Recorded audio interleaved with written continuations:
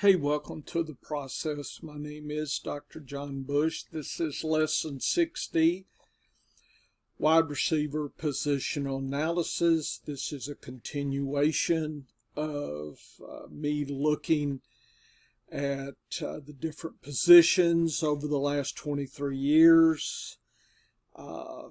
This is my process. This is what I do every year. Suggest you look at the other lessons, take notes, go through them several times. This material is not something that you can quickly figure out, and if that's what you want, I suggest you go elsewhere. But those that want to think about things, want to get a little deeper, this is for you. The only question I have is if you're paying for material elsewhere, are they getting this in depth for you? I suspect not. So, anyway, that's the way that is. I think I've got 19 slides, so I'm probably not going to get through all of them. I'm going to take my time. This is the predictive side of this material, and we need to think about what that all means. And just to let you know, I am currently working on ADP predictive information for all the positions, so that'll be my next block of material. So that's coming. It's very intriguing, actually. Of course, I probably forgot what I figured out last year, so I'm get to try to work on it this year. Okay. When we look at data and populations, I like to look across a block of time. So this is wide receiver populations years 1 through 10. So their rookie year and 10 years out over the last 23 years. So I'm just trying to get a picture of what these populations are, what's going on, and to the vertical axis, the y-axis, that is fantasy point averages. These are box and whisker population presentation, or whatever you want to call it. It's a mechanism to look at all members of a population. So the small box, the green at the left, is rookies, year 1, and the box represents 66% of the population. So if you have 10 wide receivers, almost 7 of them would be hanging in that box. The other 3 or 4 would be where the lines are. And the extremes are the dots above the lines or below the lines here. And I charted the kind of the median in the first pink line, so you can see that goes up and kind of plateaus.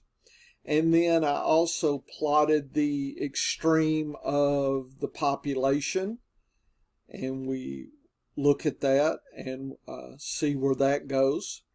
So right away you can see the middle population here, 6 years in. So that's 1, 2, 3, 4, 5, 6. We can see that is the peak of the extremes. Okay, does drop, does kind of come back year 9, but then completely drops year 10, way back. So this is one way to think about dynasty, and I assure you running backs do not look like this. There's a lot more serious decline in running backs, and I've actually got that figure coming up next here to look at that. I drew a line in blue, 150 points, just kind of show you where some of the population tops that. And you can see about year 5, we start seeing a segment of the box starting to go above that.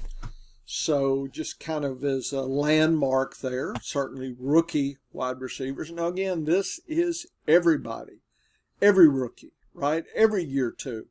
This is not the top, right? This is not the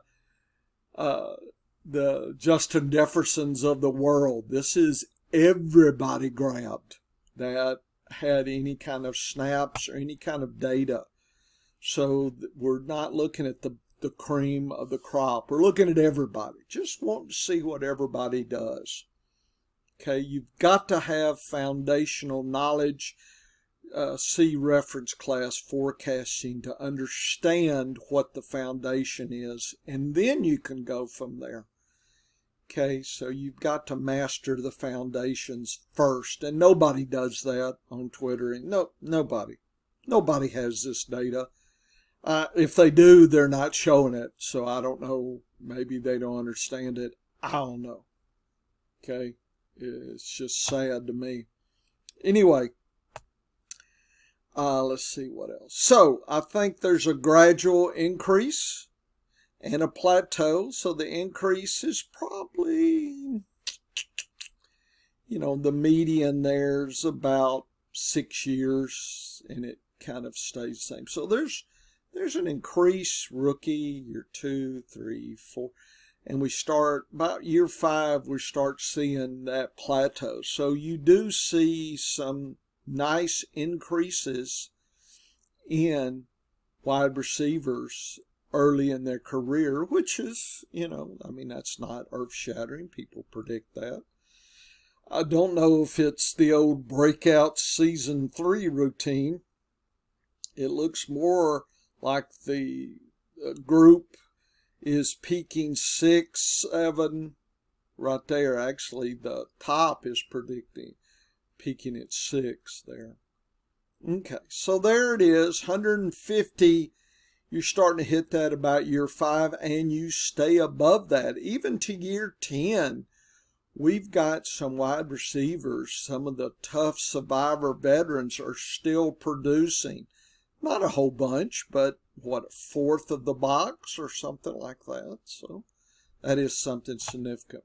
What about wide receivers? Okay, so right away, here's the 150 blue line, and we see that only 1 year for running backs even hit to the box 150. Most never reach that far.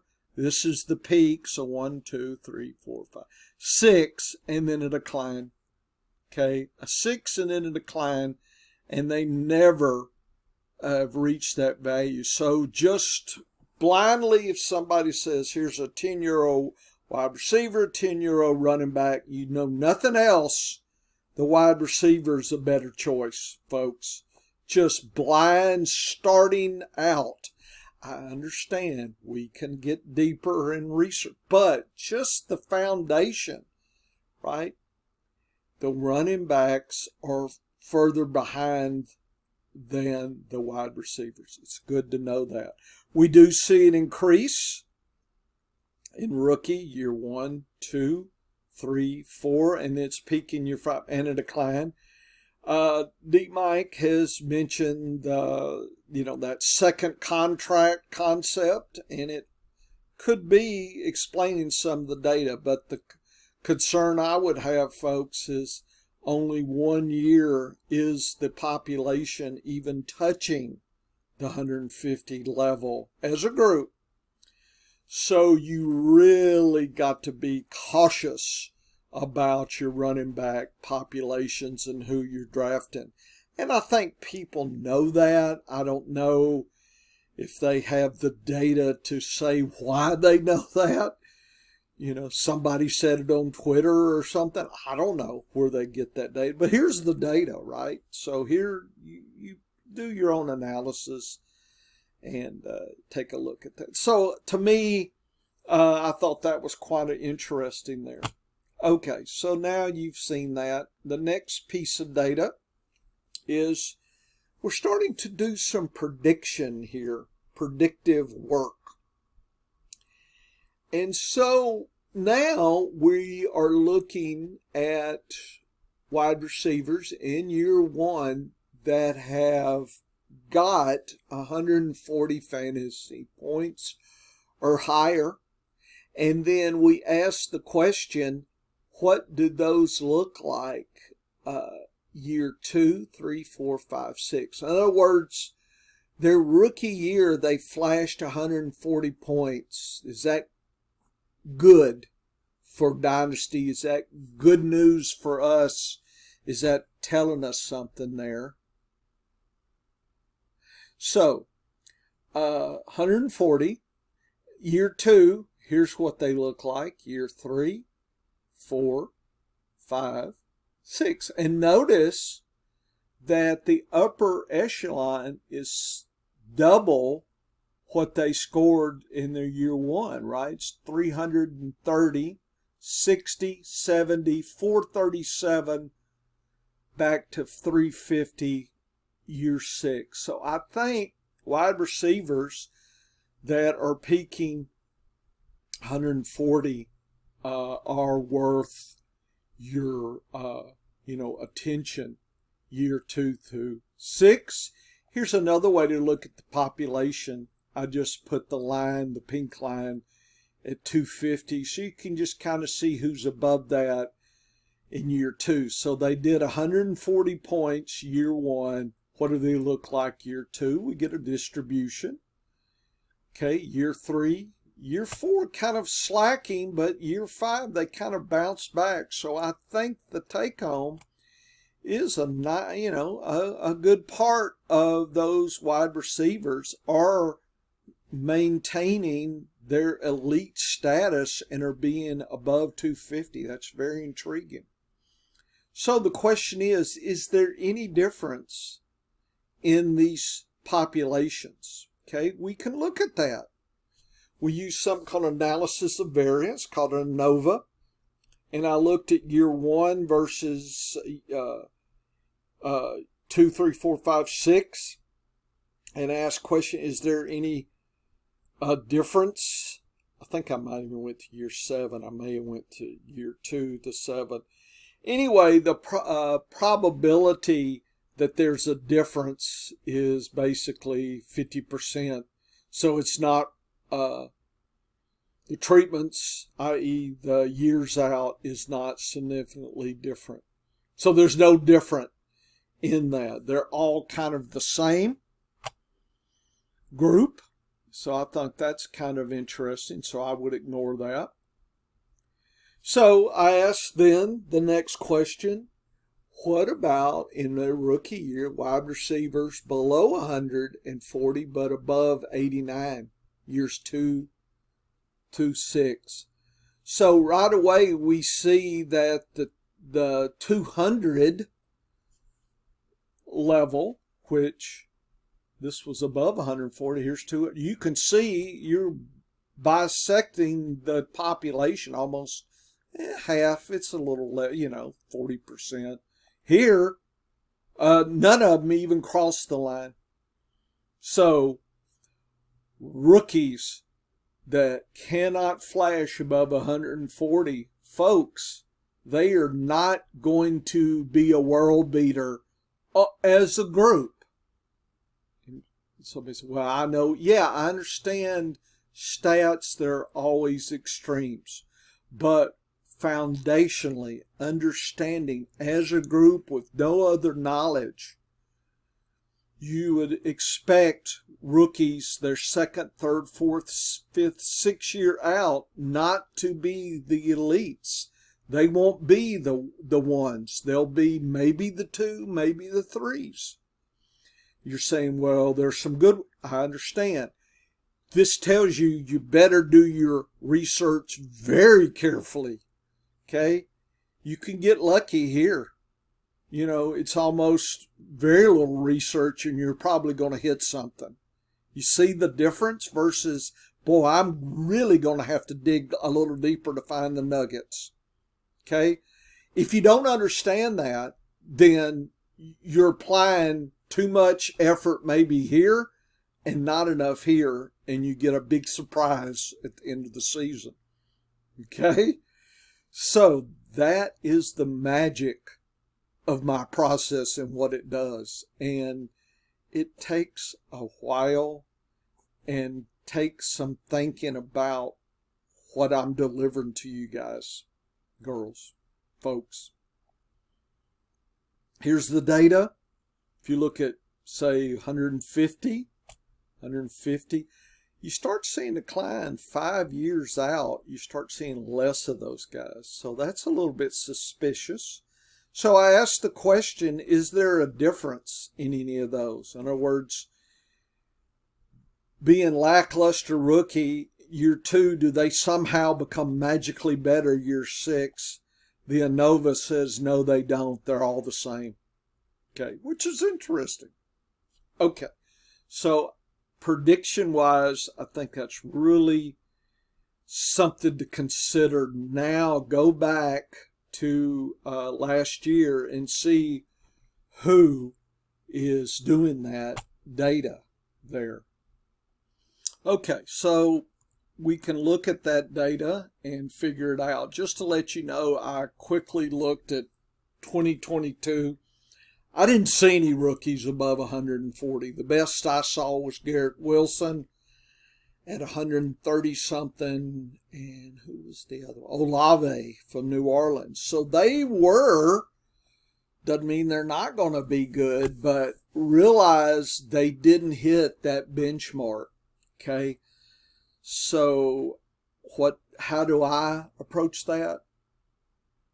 I am very intrigued by their potential, but I want to look at the data. I want to dig around a little bit. I want to see what the ADP is. Okay, I need to study who the quarterback is. In other words, I need a lot more information before I make a move. But right now, it concerns me, just knee jerk, that I would think they could be a wide receiver 1, top 12 for 2023. I'm not convinced of that. Okay, and the reason is they didn't hit that benchmark. Okay, doesn't mean I don't and won't come around to that. Mid-May 2023, here we go with this lesson. That's what I'm thinking right now. Notice I hadn't eliminated anything. All I've done for me is up the level of evidence I need on those individuals. So I urge you to go through this information, take notes, think about this, and just in your little diary saying, okay, how much collaborating data do I need for Garrett Wilson, Olave, or another rookie, whatever, whoever else you like? I didn't go that far down. What's going to turn your information? Write that down, where you right or wrong. Do that 2 or 3 years. And then, are you good at picking that out? Or are you not good at that? Okay. You're saying 2 or 3 years. Yes, I'm saying 2 or 3 years. Fantasy football is not something you flip around like an egg. You flip it over and you're ready to go. Okay. You've got to have years worth of approach and data. Okay. So just flipping around and I'm going to do a little this year, but next year I'm not. Hey, whatever. Come, let me know what league you're in. I'll be glad to invest my investment to try to take down the title from you, because I'm there 24/7.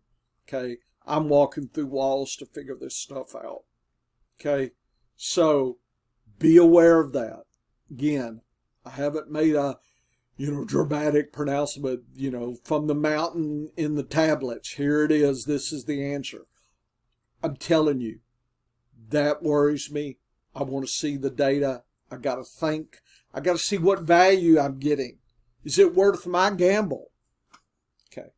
So, Okay, that's 19 minutes in. Let me stop. I will. I'm going to continue predictions. I'm going to go to year 2 eventually, so it is coming. What about that year 1? Just complete flop. What about year 2? What's the metrics telling us? And I've got that for you. Wow. For free. Come on, Bush. You telling me that you're going to do it? Giving it away? Giving it away. Okay, what a treat. Okay, come back. Woo woo, we're having fun.